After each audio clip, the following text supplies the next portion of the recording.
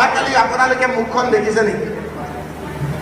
মই ইমান বিষাদ, ইমান বেজাৰ, ইমান মন মৰা ছবি হিমন্ত বিশ্ব শৰ্মাৰ কেতিয়াও দেখা নাই। কালি তেওঁ ইংগিত পাই গৈছে আৰু সেইকাৰণে বহু অংক কৰি তেওঁ দেখিছে যে এইবাৰ আৰু নেচেল 26ৰ আগতে যে তেওঁ গাত দি যাব সেই কথা তেওঁ গম পাই গৈছে। আৰু সেইকাৰণে তেওঁ দেখিছে যে গৌৰৱ গগৈ ডাঙৰীয়া জিকাৰ পাছত মই ধুবুৰীত থাকি এটা উক্তি দিছিলোঁ। সেই উক্তি দিয়াৰ পিছত মোৰ মনটো অলপ ভাল লগাবৰ কাৰণে তেওঁ ক'লে যে আজিৰ দিনটো ৰকিবুল হুছেইনৰ দিন। আজি ৰকিবুল হুছেইনৰ নায়ক, ৰকিবুল হুছেইন হিৰো। মই টোপনি নাছিলোঁ, মই উচপ খাই উঠিলোঁ। এইটো কি কথা? মোৰ দিন বেয়ালৈ আহি গ'ল। তাৰমানে মই তেতিয়াই বুজিলোঁ যে যেতিয়া হিমন্ত বিশ্ব শৰ্মাই কাৰোবাক হিৰো কৈছে, দুদিন পিছত তেওঁ জিৰ' হ'ব। মই ভয়ত কষ্টমা কৰিম। লগে লগে মই ক'লোঁ যে হিমন্ত বিশ্ব শৰ্মা ডাঙৰীয়া, আপোনাৰ জালত মই ভৰি নিদিওঁ। মোৰ মনটো আপুনি ভাল লগাব নালাগে। এইবাৰ এনেকুৱা জাল ৰকিবুল হুছেইনে কৰিব, আপোনাৰ দুইখন ভৰি তাত সোমোৱাই চটপট লগাই আপোনাক আপুনি হৰুৱাব। মই কৈছিলোঁ যে আপুনি উত্তৰ দিয়ক। নিৰ্বাচনৰ আগত কৈছিল মুখ্যমন্ত্ৰী ডাঙৰীয়া, গৌৰৱ গগৈ যোৰহাটত হাৰিব। 8 people are hired every minute on LinkedIn. Get the app today. আজিকালি ছ'চিয়েল মিডিয়াৰ যুগ নহয়, আমাৰ কথা শুনি আছে তেখেতে। মুখ্যমন্ত্ৰী ডাঙৰীয়া, আপুনি কৈছিল গৌৰৱ গগৈ ডাঙৰীয়া যোৰহাটত হাৰিব। গৌৰৱ গগৈ ডাঙৰীয়া যোৰহাটত জিকিলে, আপুনি তাৰ উত্তৰ দিয়ক। আপুনি কৈছে ৰকিবুল হুছেইনক প্ৰথমে হিৰো বনালে, তাৰপিছত ক'লে অশনি সংকেত অসমীয়া জাতিৰ কাৰণে, অশনি সংকেত মুখ্যমন্ত্ৰী হিমন্ত বিশ্বৰ কাৰণে। কিয় জানে? সকলোতকে বেজাৰ হ'ল যে বদৰুদ্দিন আজমল ডাঙৰীয়া হাৰি গ'ল। বদৰুদ্দিন আজমল ডাঙৰীয়া হাৰা মানে হিমন্ত বিশ্ব শৰ্মাৰ চকী লৈ গ'ল, আপোনালোকে জানিব।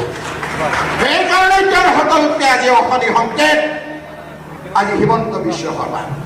হিমন্ত বিশ্ব শৰ্মা ডাঙৰীয়া, আপুনি বিভিন্ন ধৰণৰ বেয়া কথা কৈছে। আজি গৌৰৱ গগৈ ডাঙৰীয়াৰ যোৰহাট সমষ্টিৰ ডিমৌ সমষ্টিৰ খবৰ কি আপুনি দিয়ক ৰাইজক। হাৰিব বুলি কৈছিল।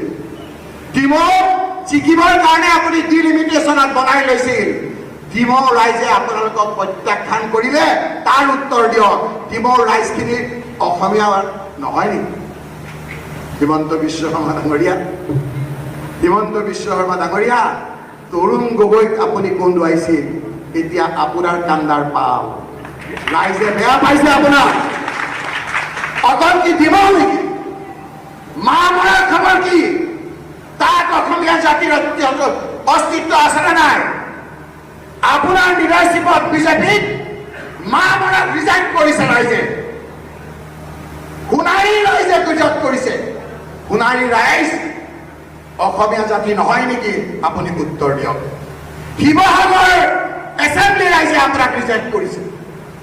নাজিৰা ৰাইজে আপোনাক ৰিজেক্ট কৰিছে। মৰিয়নি ৰাইজে ৰিজেক্ট কৰিছে। তিয়কৰ ৰাইজে ৰিজেক্ট কৰিছে। তিতাবৰত বাৰু ৰিজেক্ট কৰিয়ে থাকে আপোনাক। এটা সমষ্টিত অলপ ভোটত জিকিছে, সেই সমষ্টিটো গৌৰৱ গগৈ ডাঙৰীয়াই কৈছে গোটেই সমষ্টিকেইটাতকৈ মোৰ বেছি আপোন। তাৰ পৰা আমাক খবৰ দিছে মুখ্যমন্ত্ৰী ডাঙৰীয়া, আপোনাৰ উৎপাত সেই সমষ্টি ৰাইজে বেয়া পায়। অহাবাৰ অসমৰ সকলোতকৈ বেছি ভোটত তাত জিকিব কংগ্ৰেছৰ প্ৰাৰ্থী। এই গোটেই কথাটো অংক কৰি আজি হিমন্ত বিশ্ব শৰ্মাই দেখিছে যে তেওঁ আজিকালি চাবচোন, তেওঁ প্ৰথমে থিয় হৈ বহি দিয়ে। আজিকালি বহাৰ আগত চকীখন ভালকে ধৰি থয়, কাৰণ কোন তেওঁৰ লগত থকা পুৰণা বিজেপিয়ে তেওঁৰ 4টা খুঁটি কাটি থয় ঠিক নাই, কেতিয়া সামগ্ৰীকে পৰে তেওঁ ঠিক নাই। সেইকাৰণে মুখ্যমন্ত্ৰী ডাঙৰীয়া, আপোনাৰ বৰ বেজাৰ। কি কৰা নাই আজি আপুনি? মই অফিচিয়েলি অন ৰেকৰ্ড কৈছো, কি কৰা নাই বদৰুদ্দিন আজমলক জিকাবৰ কাৰণে? এই ৰকিবুল হুছেইন এবাৰ নহয়, দুবাৰ নহয়, 3বাৰ নহয়, 4বাৰ নহয়, 5বাৰকৈ নিৰ্বাচিত হৈছে। আপুনিতো ৱেভত জিকে। কংগ্ৰেছৰ ৱেভত থাকোঁতে তৰুণ গগৈৰ হাতত ধৰি 2001 চনত জিকিছিল। কংগ্ৰেছৰ ৱেভত আপুনি 2006 চনত জিকিছিল। কংগ্ৰেছৰ ৱেভত আপুনি 2011 চনত জিকিছিল। চনত বিজেপি আহিব বুলি ভাবি বিজেপিৰ ৱেভত জিকিছে 2021ত বিজেপিৰ ৱেভত জিকিছে এই ৰকিবুল হুছেইনে 2001ত ঠিক আছে তৰুণ গগৈ ডাঙৰীয়া কংগ্ৰেছৰ কাৰণে জিকিছো 2006 আমাৰ চৰকাৰ তৰুণ গগৈৰ কাৰণে জিকিছো আমাৰ কংগ্ৰেছ কৰ্মীসকলৰ কাৰণে জিকিছো 2011 কংগ্ৰেছ পাৰ্টি বিৰুদ্ধে কোন উঠাইছিল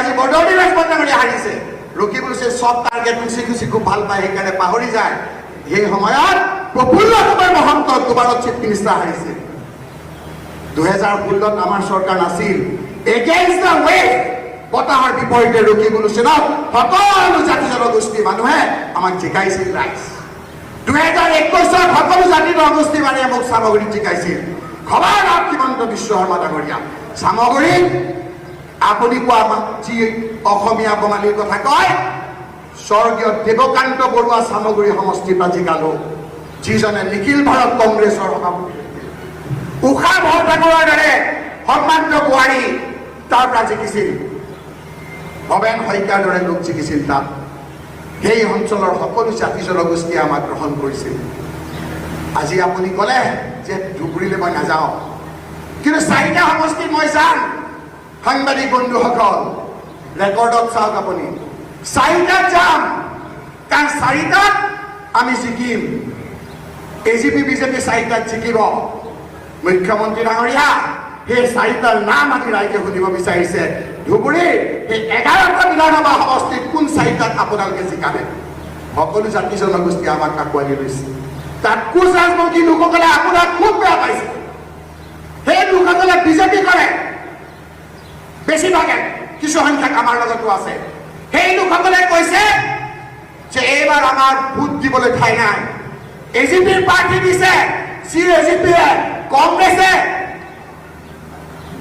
কোচ ৰাজবংশীসকলক সীতাৰাম কেছৰীৰ সময়ত অৰ্ডিনেন্স কৰি যেতিয়া জনজাতি কৰিছিল এই এজিপিয়ে কাটি দিছিল আমি এজিপিক ভোট নিদিওঁ তাৰ কোচ ৰাজবংশী লোকসকলে কৈছে যে আমি বদলি ৰাজভৰত ভোট নিদিওঁ আমি ৰকিবুল হুছেইনক ভোট দিম কোচ ৰাজবংশী লোকসকলৰ ভোট বেছিকৈ পাইছে আৰু সেইকাৰণে আপোনালোকে দেখিছে এতিয়া যে আজি আপোনালোকে দেখিছে যে ধুবুৰীত প্ৰায় চিকিউৰিটি যাওঁ অৱস্থা মোৰো যে কি অৱস্থা ইলেকশ্যন কমিশ্যন অফ ইণ্ডিয়াই দিছে যে ধুবুৰী ৰাইজে কংগ্ৰেছ পাৰ্টিক 10,12,000 ভোটত জিকাইছে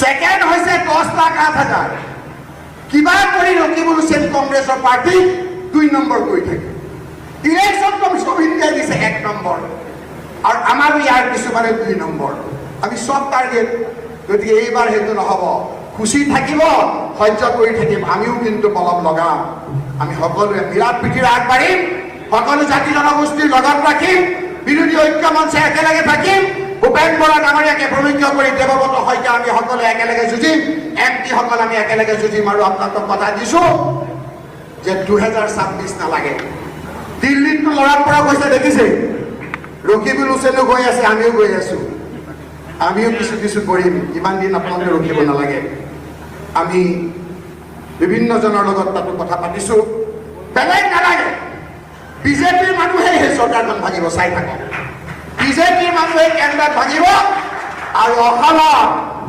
কংগ্ৰেছে ভাঙিব নালাগে পুৰণা নিষ্ঠাবান বিজেপিয়ে নতুন কংগ্ৰেছৰ পৰা যোৱা হিমন্ত বিশ্ব শৰ্মাৰ গাদী লৰাই দিব পুনৰবাৰ আপোনালোকক ধন্যবাদ আৰু কৃতজ্ঞতা জনাই মোৰ বক্তব্য ইমানে বিশেষ কৰিছোঁ ধন্যবাদ জয়